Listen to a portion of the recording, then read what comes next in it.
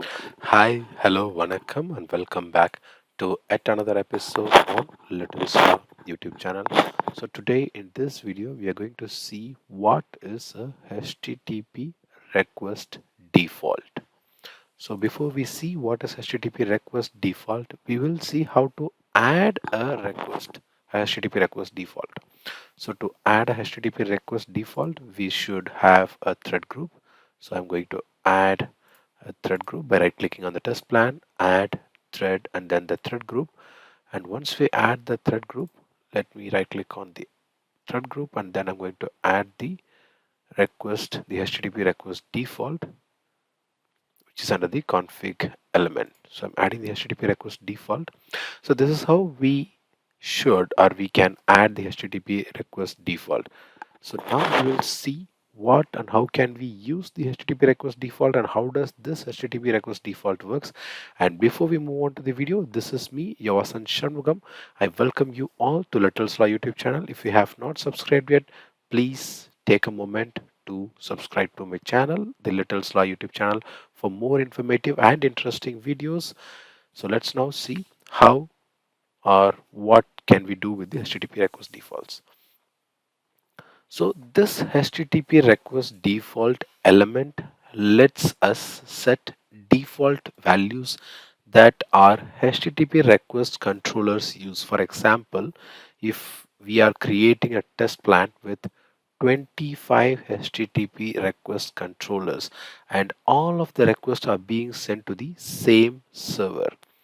So by adding a single HTTP request defaults element with the server name or IP field filled in, then when we add the 25 HTTP request controllers and leave the server name or the IP field empty, the controllers will inherit the field value from the inherit default element. So let's try that.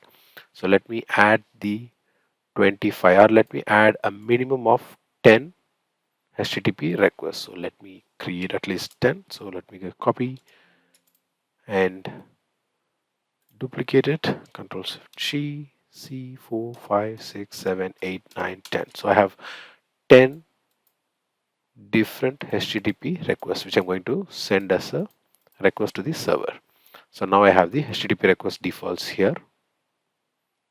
So let me go to the basic, and here we have multiple parameters to pass. So here we have the protocol. So here I have HTTP as the protocol here, and then the server name. So for example, I'm giving it as www.google.com, and if it is HTTP, the port number is, yes, it is 80. So every time when the port protocol is HTTP, it is port number 80, and I'm not adding anything else. Let me add a listener here. So I'm adding a listener which is going to be view results tree to check whether my all my requests are getting passed or failed. So now I have my view results tree, and I have not, see, just let me show you again. I have not added any server name or path here for any of the HTTP request. Got it? So now I'm running the script. So let me just run the script. So here I have one thread with one loop count. So all these 10 user requests will get processed one after the other. Then let's see how does it work. Not saving it for now. So here you can see all the HTTP requests has been executed, and here you can see the google.com request has been sent to the server and we have got the results. So this is why it is very helpful, like as I told you earlier. So we don't need to change the, or for example,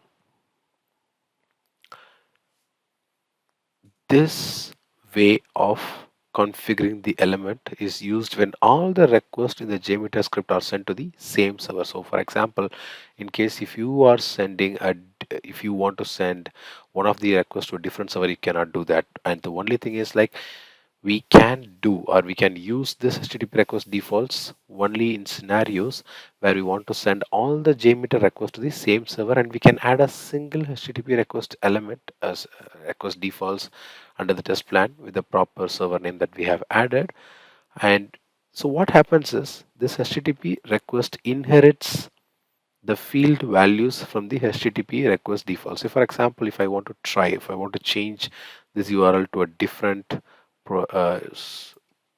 server, so I just tried with google.com. So what if I want to try with MACD? So I just want to try with MACD, and if it is HTTPS, the port number should be 443. So now if I run the test, so here you can see the request has been sent to MACD.com, so McDonald's.com.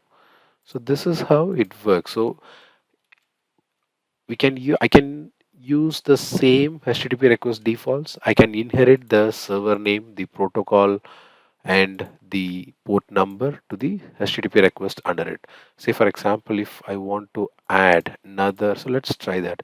So let me add another HTTP request defaults under the same thread group here, and let me add, so for example, let me add another thread group here. So let me remove this and let me add another thread group.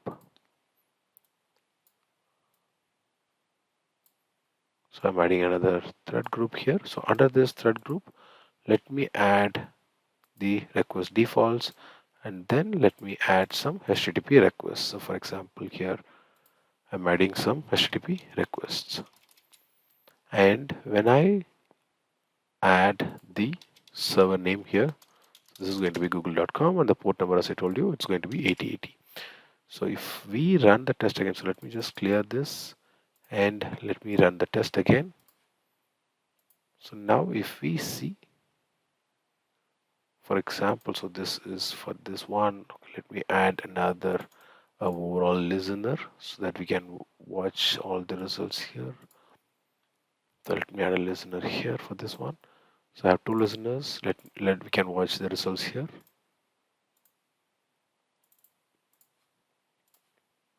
So for this one, the google.com, we can take it, I mean that the HTTP request inherits from the HTTP request defaults, and at the same time this HTTP request defaults inherits from the previous HTTP request default. So what if in case if I add two different, so let me add another, so for example if I bring this HTTP request defaults here, so we have two HTTP request defaults, and let's see what happens, because this is how we can mitigate this issue rather than understanding. So we all know that one HTTP request defaults having this URL will inherit it to the other request. So what if we have two different HTTP request defaults, and let's try running it and we will see what happens.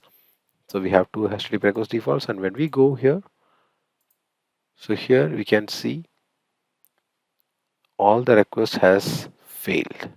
So it shows that it's an unsupported one because the very first one is google.com, but the very next one is mcdonalds.com, and we could see there is a quite confusion. So let me just disable this one, the second one, and if I run this test, it works. And what if we disable the second one and enable the second one and disable the first one, and if we run the test here,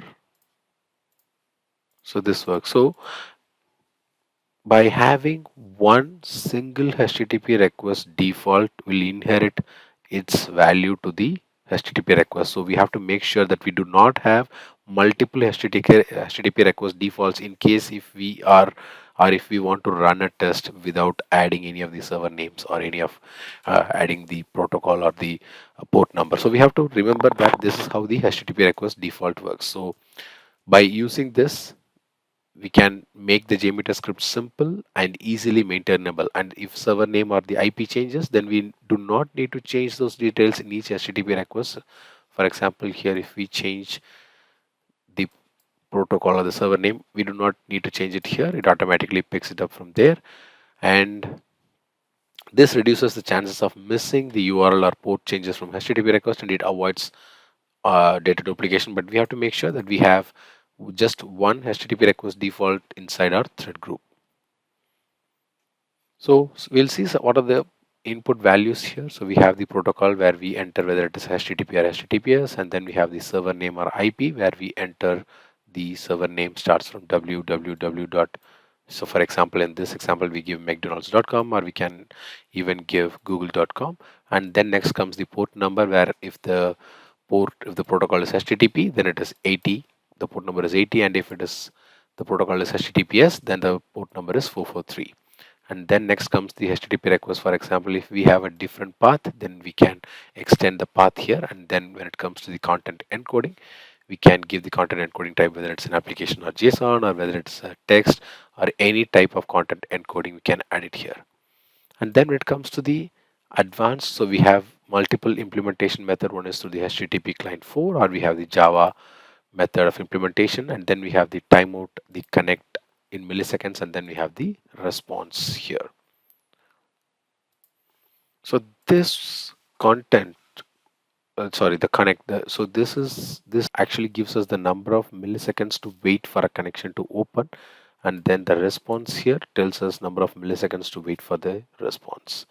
And here we have the retrieve all embedded resources under the embedded resources from HTML file. So this allows the JMeter to parse the HTML file and send HTTP or HTTPS request for all images. For example, if it can be Java applet, or it can be JavaScript file or CSS or anything that is referenced in the file.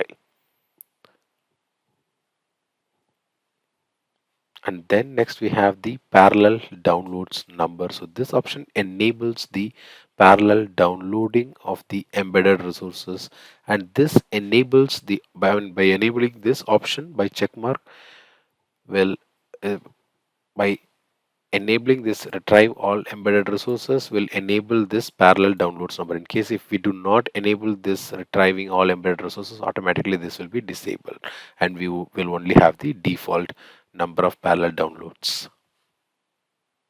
And then next we have the URLs must match and URLs must not match, and even this also will be enabled only when we enable the retrieve all embedded resources. And under this URLs must match, if this is present, and this must be a regular expression that is used to match against any embedded URLs found. And same way for must not match, that is it should be based on the regular expressions that we are giving here for the URLs that must not match. And then next we have the server, the source address, where we give the IP or the host name, or we can even give the device details, or we can even give the device IPv4 and IPv6. And next we have the proxy server, where we can enter the scheme. This provides the protocol type for HTTP or HTTPS, and then again the same thing for server name or IP, and then the port number. And in case if we want to, if we have any username for the proxy server and for the password for proxy server, so we can enter them under. So anything that comes under here will deal with the proxy server in case if we are dealing with any. So with that we come to an end. I believe this video would have been very useful to you. Until I meet you in another interesting video, it's bye bye from Vasan Shanmugam and Little Slaw.